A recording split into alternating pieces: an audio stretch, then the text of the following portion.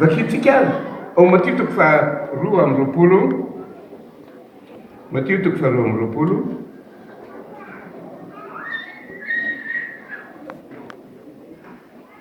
dia ny andiny fa enina amby telopolo, fito amby telopolo, valo amby telopolo, sivy amby telopolo. Mpampianatra ny didy manahoana moa lehibe ao amin'ny lalàna dia hoe Jesosy taminy tiavan'ny Jehovandriamanitra ao amin'ny fonao rehetra sy ny fanahinao rehetra ary ny sainao rehetra. Zany no didy lehibe sady voalohany. Ary ny faharoa dia tahaka azy ihany dia zao: tiavany namanao tahaka ny tenanao.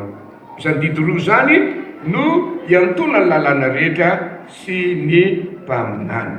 Dia jerentsika koa ao Marka toko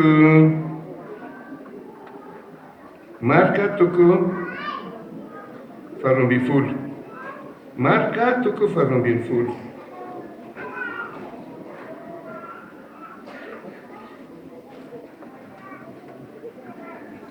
Dia vakitsika ny andininy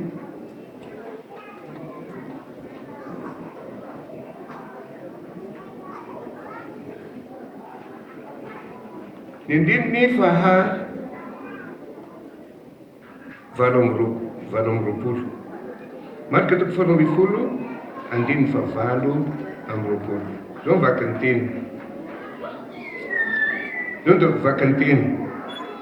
Dia nanatona Jesosy ny anankiray tamin'ny mpanorandalàna izay efa nahare niny adinivitra tamin'ny Sadiseo ka nahalala fa namaly azy tsara izy dia nanontany azy hoe: ny didy manahoana no voalohany amin'izy rehetra?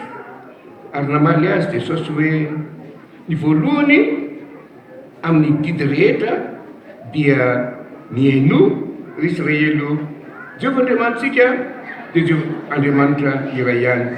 Ko tiavany Jehovandriamanitra ao amin'ny fonao rehetra sy ny fanahinao rehetra ary ny sainao rehetra ary ny herinao rehetra.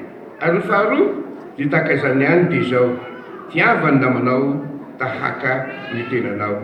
Tsy misy didy hafa lehibe noho ireo. Maninona moa no saina tian'Andriamanitra isika? Satria na dia olombelona mpanota azy isika ka feno ny ratsy na ny ota nataontsika ty tany ty, dia namela fo amintsika ny Andriamanitra nandefa lezana ny lahatokana ho aty ambony tany. Ary ny antony zany dia zao: ny tsy amelana antsika ho very araka le tenin'Andriamanitra hoe no tiavin'Andriamanitra indrindra zao tontolo zao dia nomeny ny zanany natokana mba tsy ho very zay rehetra mino azy fa hanana fiainana mandrakizay. Zay ny tanjon'Andriamanitra, tsy ho very zay rehetra mino azy fa hanana fiainana mandrakizay. Izay ny faneho-pitiavana lehibe sy ambony indrindra nasehon'Andriamanitra amintsika zanak'olombelona.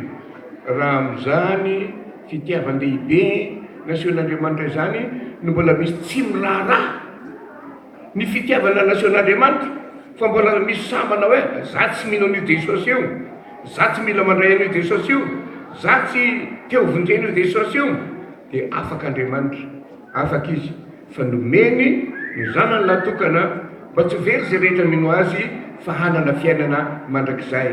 Noho izany natao zao Noely zao ho fankalazany sy ho fahatsiarovana ny fitiavana lehibe nasehon'Andriamanitra amonjena antsika zanak'olombelona. Noho izany saino ary, saino tsara, eritrereto tsara fa fitiavan'Andriamanitra, famindrampon'Andriamanitra, fikarakarana-Andriamanitra antsika zanak'olombelona no nanaovana zao Noely zao. Ny devoly efa any izy, tsy misy famonjena azy intsony.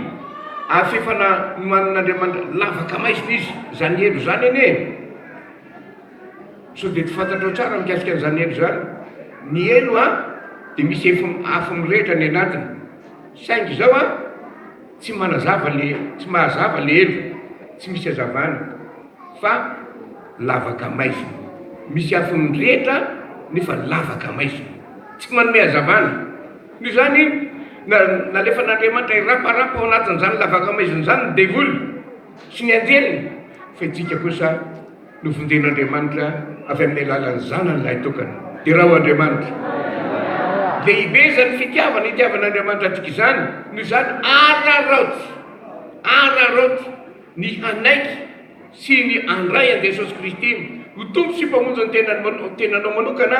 Amin'izay dia zao tsy misy fanamelohana ho an'izay rehetra amin'ny Kristy Jesosy. Efa lasa ny zavatra taloha, tonga vaovao ny zavatra rehetra, aromen'Andriamanitra anao ny famindram-po lehibe indrindra. Dia raha ho Andriamanitra, famindram-po lehibe indrindra, tsy ho alefany amin'ilay lavaka maizina nandefasana ny devoly ianao, fa ampakarina ny afenina mandrakizay any an-danitra miaraka amin'i Jesosy any an-danitra. Hifaly ianao, hiadana ianao. Ry havanao, tian'Andriamanitra ve ianao? Tian'i Jesosy ve ianao? Aritsika ny votsika Satana sy ny lavaka maizina fa anatona an'i Jesosy tsika. Mba ho fantatrao tsara fa tia Noely tia dia Noely ny famindram-po, Noely ny fitiavan'Andriamanitra, Noely ny fikarakarana antsika, Noely tsy asehoan'Andriamanitra fa tsy tia nisy ho very na dia ry azy fa ho tonga ny afenina mandrakizay. Noho izany faly isika fa tiantsika Andriamanitra.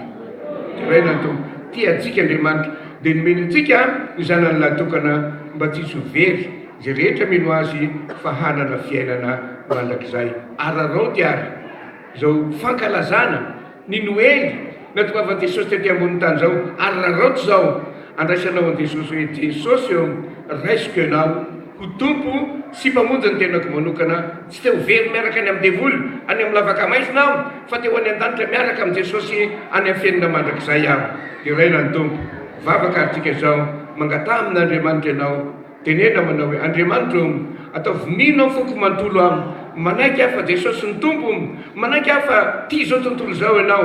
Noho izany dia zao mino aho Jesosy eo, anaraka anao amin'ny foko manontolo aho, anaraka anao hatrany amin'ny fiainana mandrakizay aho. Ivavaka isika.